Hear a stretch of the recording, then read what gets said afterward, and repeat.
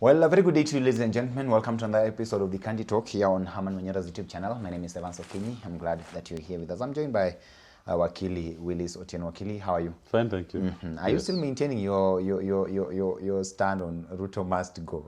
That's the stand of the people of Kenya, not my stand. Not your stand. I'm just aligned with what the people want. The voice of the people is the voice of God. Vox populi, vox Dei. But of course, there are also people who are saying Kumi Bila break. There are also the people as well. That is their right, and we agree that it's their right. They can say it. But we know where the majority of Kenyans reside. Saying, Ruto must go. How do you know which is the majority? You take a random poll even right now on your comment section.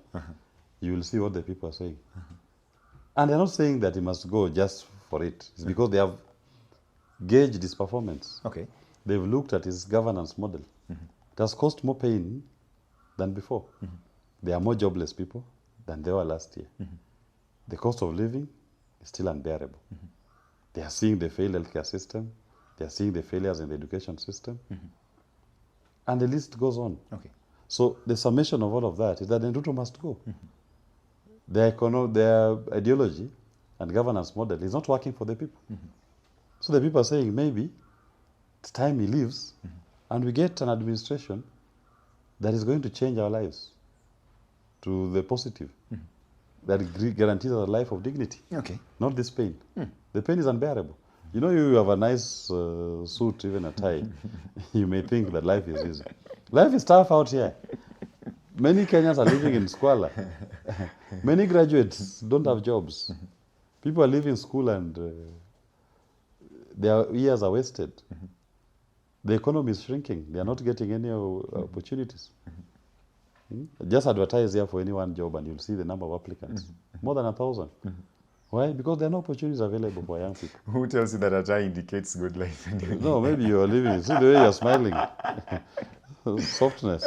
Let's have this conversation. And of course, when you talk about him going, then definitely that leads us to 2027. That is constitutionally, if we are looking at it, we expect that our elections will be held in at that moment in time. And of course, right now, various players in this country are strategizing politically. Those who want to unseat President William Ruto are here, and of course, the president himself has already said, as we know, that he's going to actually defend his seat come the year 2027. I saw Eugene Omalo weigh in on this important debate, and of course, the young people are at the center of it. And there is this kind of illusion that the young people are going to be very decisive in terms of who becomes the president in 2027 and who actually leads this country moving forward, now that you're saying that the president must go. But then Eugene Omalo is saying that it would be a mistake for the young people of this country to actually have their own candidate, because that would actually end up in splitting the votes. Let's have it from you. What do you make of this? What is the importance of them? And then how then can they actually make sure that their vote count when it comes to that important moment? You know, the most important thing we must look at in terms of demographics. Yes. The youth population, in terms of the registered voters, they're the majority. That's a fact. If you're just using at demographics in terms of age, that's the largest voter basket. It's the young people. That one cannot be taken away from. Yes. So I do believe that they are going to play a pivotal role in determining the future of the nation. At least they've led Kenyans and advertised to all Kenyans the failures of this regime. The culmination of it was 25th of June, 2024. So the young people have taken a proactive role. And they've advertised the failures of this regime, so everybody is aware. And people are able to relate their personal experiences with the challenges that the regime have bestowed upon them. Then number two, if we look at beyond William Ruto, and that to me is the invitation that I have to our young people. It's not just about William Ruto is going. Going is going, him is gone. It's about what next. So how do we arrive at the next leader? Are we able to interrogate his ideology? What is his economic positioning? That we are going to say, this is a ticket that will change our lives for the better. So you don't just say that we are going to vote for anything but William Ruto. The part of William Ruto they are done with. That one everybody is clear, he's gone. We're just waiting for the election date. But who are you putting in? Because you may remove William Ruto, and then you bring Rutoism. You just bring another name, another person who is like William Ruto. Okay. He's not told you what is the tangible economic promise that he wants to implement that will change your lives for the better. So the conversation should be about that person, the ideology that that person should espouse. And as a Safina party, we are very clear. It's about economic independence. It's about the economy, nothing else. We are not experts in those other things, as we only know the economy. And we believe that fundamentally and core to our challenges today is the economic pain. What has caused that economic pain, we've told you, is the odious debt. We not pay it. And once we don't pay that money, then the appetite to raise taxes on the people of Kenya will go down. In fact, we should even give them tax reliefs in some bands. VAT should come down to even 8% for some products, for people to enjoy the relief. How do you facilitate economic production? Government does not become the driver, but they facilitate. Okay. Stop borrowing from the domestic market so that people who have ideas are able to access the market. They are able to access capital to put to production the ideas. What are the government barriers that are stopping you? Why are we not selling our produce in the Lagos market? Now, those are the kind of ideas that we should be having. And Safina Party, we are very clear. It's the supply side economics. Reduce tax, remove government barrier, and private sector driven, individuals, not government. The work of government is to facilitate. But the driver is the individual. Then the individual is able to achieve his full economic potential. And with private sector access to capital, you imagine even in terms of jobs, people who have taken loans at a lower interest rate are doing so many things across the country. They'll absorb these our young people who don't have jobs today. But the model of William Ruto and others, the legacy politicians, is that government should create jobs for you. How? Government only employs 600,000 people, of which between 80,000 to 100,000 retire every year. But the job market releases how many of our youth every year? Almost 1 point something million. Yeah, it's over a million. Actually, over a million. So the government cannot be the number one employer. Okay. It cannot be the one driving economic growth or even dealing with the joblessness. It can only be the private sector, the individual. I'm able to access capital. I've put up a fish farm in Lake Victoria. I need hands. I'll easily employ 20 people. Government removes a barrier to ensure that my fish can land in the European market. We get landing rights of our fish in the European market. People in the aviation sector we need workers to ensure that that process is done. Packaging industry, the entire value chain. That's the kind of politics that, as we believe in, that our young people should focus on. Okay. Who is this person who is coming up with ideas that will solve our problem? But if it is just about removing William Ruto, you'll remove Ruto and Rutoism is still there. We'll be saying so and so must to go after that. And then also, I'm not worried, even if many people in the opposition to Ruto stand. The overriding issue should be that you block those vote buckets of William Ruto. Reduce his presence. So anybody standing blocks him in that region or in that area. Then, ultimately, the best two will go to a runoff election if nobody gets 50% plus one. And those two will be minus William Ruto. So even if we don't agree from the beginning, it should not worry anybody. The primary enemy is Kenya Kwanza and William Ruto. That's the primary enemy. That's the primary enemy. Then for us here in the opposition, if we don't agree, it's still okay. There are claims actually that certain people would be actually sponsored, even among the young people here, to split the votes. And you're telling me that you're not even worried about that? Even if they're sponsored, it will be seen. You know, they say that a leopard doesn't hide its skin, its spots. The Kenyan people are not stupid. They can see through projects. They can see through. And It's true, yes, William Ruto and Kenya Kwanza will try to sponsor some people to infiltrate. But the people they are going to campaign with are the same Kenyan people. They will tell. Telltale signs will lead you to who is the owner of the dog. And you will be able to see that this is a project. And the wise voters will be able to shun those projects and focus. So we make this campaign about an issue. And it's the economy. Let's discuss, for example, I've told you, just in summary, what are 3 key planks on the economy. Yes. Supply side economics. Let somebody else come up with this. They tell us what are their key planks. Then we debate. And these Kenyans that are watching us, they are intelligent enough. They'll form an opinion as to what is making sense. And they'll rally behind the campaign that makes sense to them. So it's not just about anybody.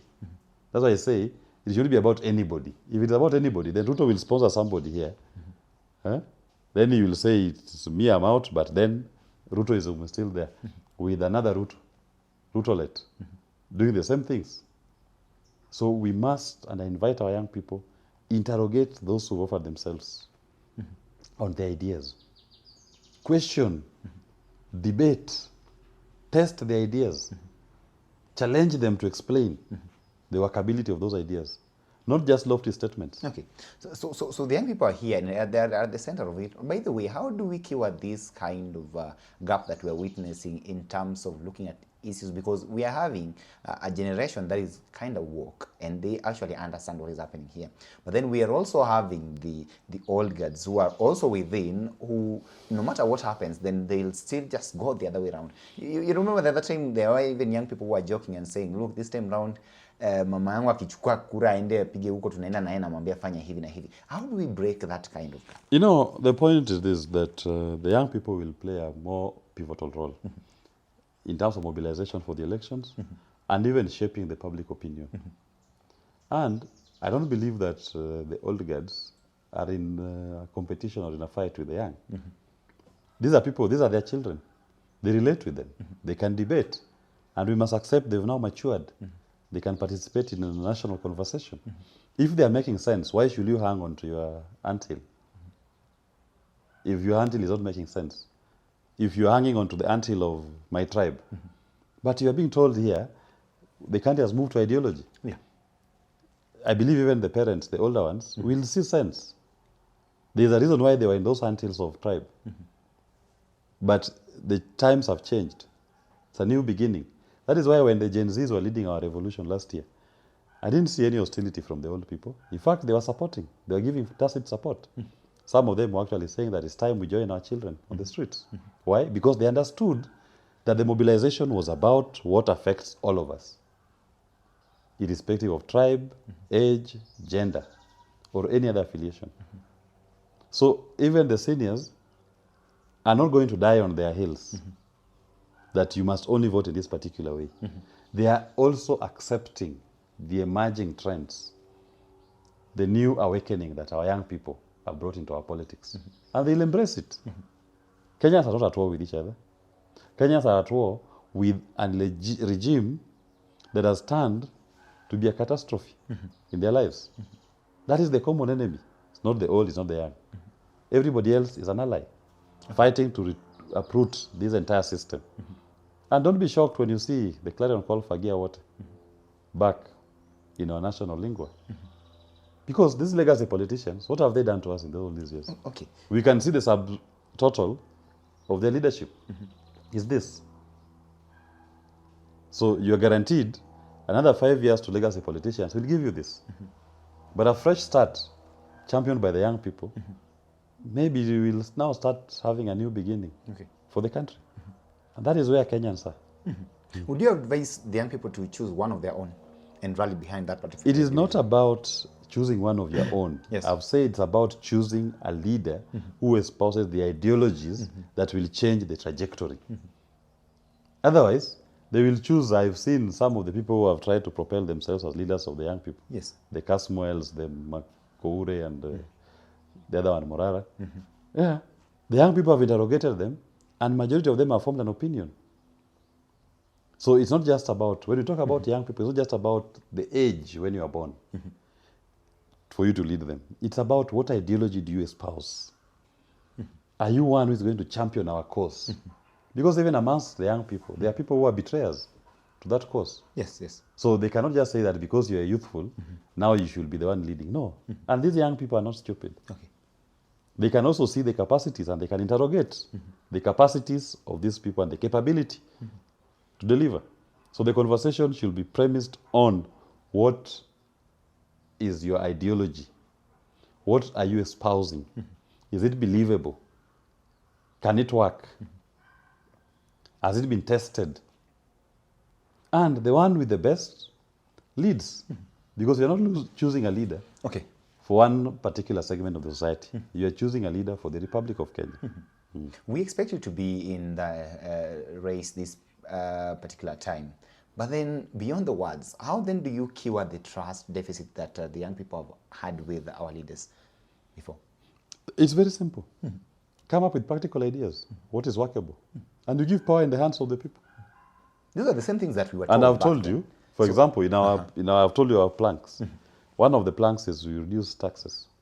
So you identify a band of tax, for example, VAT. If you say VAT will be reduced on a particular product, let's say we are reducing VAT. VAT on fuel today is 16%. If you make a commitment during the campaign that we're reducing VAT to even 8%, or zero rating it on fuel, who pays VAT?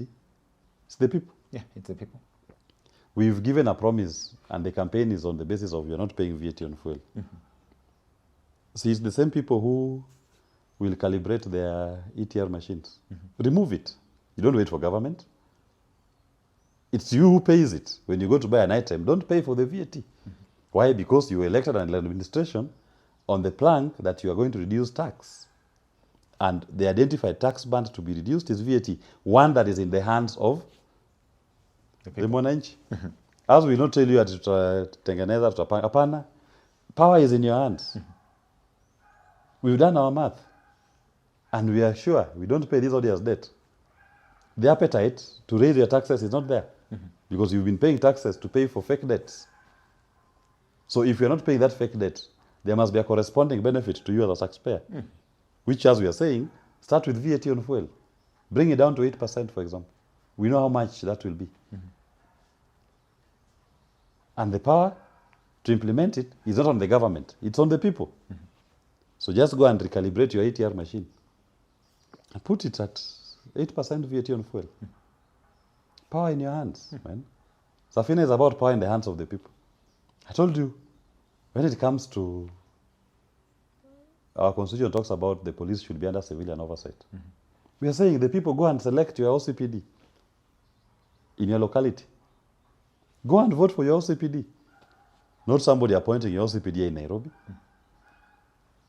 The way you elect your health center subcommittees in your respective wards. Go and elect your OCPD, the one in charge of police operations in that division. And he can be a civilian or a police officer. Power in the hands of the people. Those are the kind of ideas that we have about revolutionary ideas that brings back power in the hands of the people. Not empty rhetoric of what I will do. No. Who am I? I'm not a special person. That I am the one who waits until I see it, then I do it. No. Tell the people, once you elect me, the power is in your hands. Proceed to exercise it. That's the difference. And that becomes believable. Because for this to be successful, the government, the people, must be the one initiating. So you tell them reduce tax. We've agreed the election is on reducing tax. We've said VAT will be 8%. Let the people implement it. It's not government to implement it. Calibrate your machines. 8% VAT on fuel. Okay. So if government says something, I'm sorry, this was the commitment. This was the vote. This is the ETR, 8%. But this is the same way President William Ruto was talking before the elections. But what did he ever tell? Once he got inside there, things changed. Let me ask you, okay, you need to understand. Yes. Ruto said, I will give you Hustler Fund. Yes. I will give you. I will give Mama Mboga 10 billion. Boda 20 billion. He was the one to give. The difference with us, we are not saying we will give you. We are telling you, you will pay VAT on fuel at 8%. We are not saying he will give you anything, because you're the one who pays the VAT. So calibrate your machine. It's not me to calibrate your machine for you. At 8% VAT on fuel. Power is in your hands, man. Understand the difference. I do understand. The legacy politician tells you, I will do it for you. Me, I'm telling you, you will do it for me. The administration is saying VAT on fuel will come down to 8%. So you as the voter, who is also the payer of that VAT on fuel, you're the one who pays it. When you're submitting your purchase price for fuel, 8%, not 16. Power in your hands. Is that not believable? The same President William Ruto here said during the... You not answered my question. Is that believable? It's believable. Okay. It's believable. Yes, I've understood you. He said here that, look, these people do not actually know the kind of pain that they are causing to the people through these taxes that they're increasing on a daily basis. That was a statement that he made back then, when the prices of basic commodities have actually skyrocketed, and even the prices of farm inputs, things like fertilizer and all that. And he promised that when he gets in, things would change. And then, of course, when he came on board for the taxes, the opposite happened. At least on the fertilizer side, though controversial, but then we can see the prices kind of reduced. I'm telling you, okay, you try to understand this. It is not about government will do. I'm telling you the people will do. I've given you one example of a tax band. Okay. VAT on fuel. Who pays it? The people. And the people are going to vote on the premise that VAT on fuel will be 8%. They have a figure. They don't have to wait for government to do anything. It is them when they are doing their computation. They are saying VAT on fuel, we had agreed during the campaign is 8%. I'm reconfiguring my machine at 8%. And I'm paying 8% VAT on fuel. You don't have to wait for a politician to tell you to do it. This was a commitment that was signed with the people during the campaign. So the people are the ones who are submitting the money to government. Currently, the VAT on fuel stands at 16%. Yes. Yes. So once the government has not yet brought it down to 8%, how then do you expect? Because it's an election promise, commitment. It's a election covenant between the people and the political administration that they're voting for. And as we've said, this is a covenant. We've signed it. Okay. So you go and execute your part by not paying VAT at 16% on fuel. Pay it at 8%. This is a covenant. Signed. A commitment. So let me now come and say, no, I've changed my mind. Then you say, we are liars. You kick us out. Okay. But still, the power is in whose hand? It's in the people. Implementation is not premised on the politician. Implementation is premised on the people. That's why I say the tangible promises must be made that the people can believe, so that we deal with the trust deficit you're talking about. That you're not just telling us this, then when you get there, you change. As a Safina, we are making you promises that their fulfillment are partly in your hands. You don't have to wait for us to change. There is no room for changing, because that obligation is in your hand as the person, not the politician. Much difference. Okay. Do you see a situation whereby we may actually head to a runoff in the 2027 general elections? That's a possibility, but as I know the people of Kenya, they are listening to the Safina message of economic independence. And the majority of Kenyans will come to Safina and vote for Safina. And we will win in a landslide in the first round. Not we as Safina, but we as the people of Kenya, who will have all joined the ark, Noah's ark, to save us from the economic turmoil of Kenya Kwanza. So not even the president will be able to stop the ark from... Ruto is, the ark is unstoppable, and Ruto cannot stop the ark. And you're talking as if you know what it actually takes to actualize the so-called Ruto must go thing. Yes, it's the people. Power resides in the people, and the people will decide, and the people have decided. Okay. It's the ark all the way. Safina. You're saying safi sana na Wanjiki. Safi sana na Well, Wanjiki. ladies and gentlemen, this is Willis Otieno. He's the deputy party leader of Safina Party. We've been having this conversation on the kind of direction that the young people should actually take in terms of voting when it comes to the elections in 2027. We are looking at how things are taking place in this country, and we shall be able to keep you updated with comprehensive analysis of all that is taking place here. Weigh in and tell us what you actually think. Until we have this conversation again, have yourself a lovely day. My name is Evans Okinyi.